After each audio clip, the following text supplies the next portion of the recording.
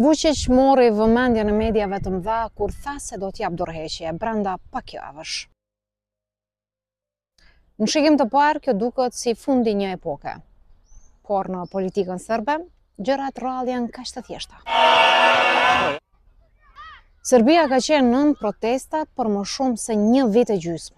Shkaku kryesor ishte tragjedia në Novi Sad, ku shembja e stresës së stacionit hekurudhor la 16 persona të vdekur. Nga ajo ditë, zemrimi publik u kthye në lëvizje. Studentët dolën në rrugë, qytetarët kërkuan përgjegjësi dhe presioni ndaj Vučićit u rrit. Por dorëheqja e tij nuk do të thotë domosdoshmërisht largim nga pushteti. Kushtetuta nuk e lejon një mandat të tretë si president. Pra rruga e tij në presidencë ishte tashmë e mbyllur. Tani skenari më i mundshëm është tjetër.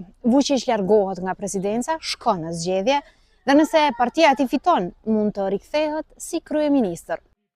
Kjo është arsyeja pse shumë kush e sheh këtë si manovër, jo si dorëzim. Posti ndryshon, por ndikimi mund të mbetet i njëjtë. Për protestuesit, frika është pikërisht kjo, që Vučić të mos jetë duke u larguar, por vetëm duke ndryshuar karrige. Për më shumë analiza të tilla politike, ndiq dhe Geopost.